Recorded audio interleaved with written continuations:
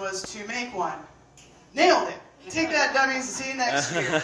No, last year was about losing weight, and that's always a mistake, because in 2018, I learned the hard way. I gained rapid amount of weight. I gained like 70 pounds in like almost less than a year. In case you can't wrap your mind around what that's like, let me try to paint you a picture.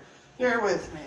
It's like somebody kidnaps you, blindfolds you, drops you off in the middle of the desert with some random 8-year-old child, and you're stuck carrying them, and you're stuck there like, what? What's going on? Why am I carrying this? This doesn't belong to me. It's heavy. Why is it hot all the time? And the kid's like, thank you. And the kid's like, I'm tired. You're like, I'm tired too, shut up! And I can't stop sweating! That's exactly what it's like. But there were some surprising positives to it. Like, I have seasonal affective disorder, so I was like, oh, this winter I'll still be sad, but at least then I'll be warm. But then this winter was hot, so I was still sad and also angry. There are sweat stains in all of my coats. Another surprising positive was that it seemed like more people wanted to have sex with me. Like, Woo! Thanks. Go get it. And like couples, like specifically. So I was like, wow, now that I'm twice my size, I guess twice as many people want to have sex with me. Is that how that works? And sadly, I had to tell the couples, look, I'm not attracted to women, and I barely know what I'm doing by myself, much less with 2 whole other people. So I disappointed a lot of people. I have yet to disappoint more. I look forward to it. But no, I'm actually I'm kind of feeling healthy, like I feel like I'm being more active and stuff like that. And yet I step on the scale and it still says I have like 50% body fat. I'm like, first of all, how is that possible? Second of all, you know what, I could view it as I have 50% body fat, or I could view it as, or I'm 50% water. Like the glass is half full.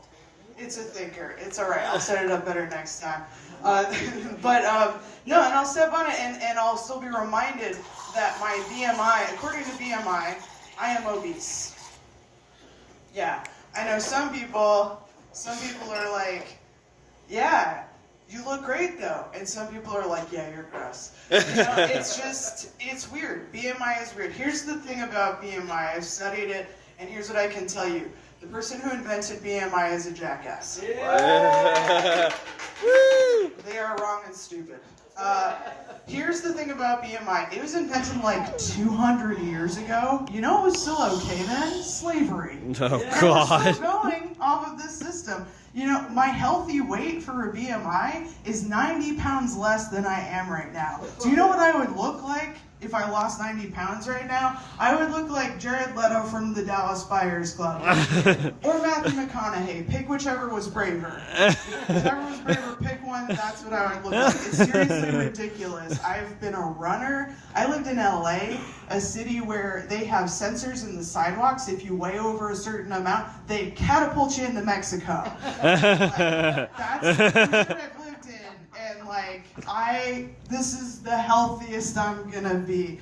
And you know who I blame for all of that though? The Nazis. Here's why. Because they happened between when BMI was invented and now. And they were supposed to have revolutionized medicine and revolutionized science.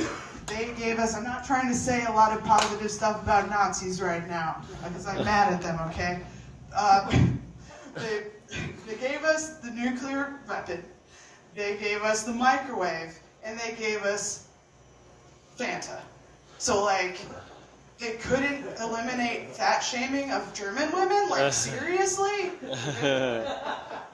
What? You screwed it up, Nazis. I'm just really, I hate you, but most of all, I'm disappointed in you. but I will take some of that orange soda. How am I doing on time right now? Got 3 minutes. 2.5 minutes. 2.5, perfect. All right. So now's the time to talk about dating. So I've been doing the dating apps. I finally broke down. There was a time where I was like, nah, I'm not doing any of these dating apps. I'm going to date in person because that way I know that I'm terrible in person. They don't like me in person. They cut out the middleman. But no, I'm doing Tinder, and like, you know, I've been playing it a lot, and it's a really hard video game. Like, how do you beat it? Like, you know, I've been swiping right, left. I thought it was like a cheat code or something.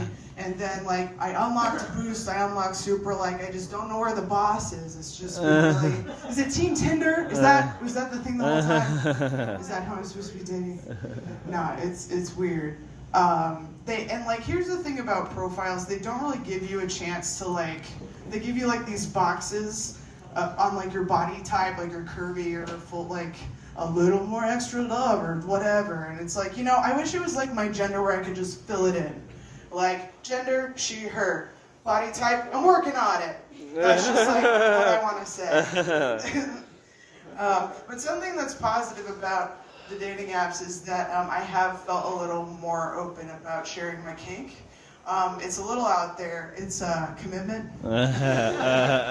It's really people, you know, they're still freaked out. I'm like, man, don't kink shame me because I'm in a relationship. No, but I am. It was funny. Kyle did a joke about choking earlier, so I'm about to do some. No, I put it out there. Well, I put it out there that I was submissive. I spelled out the word.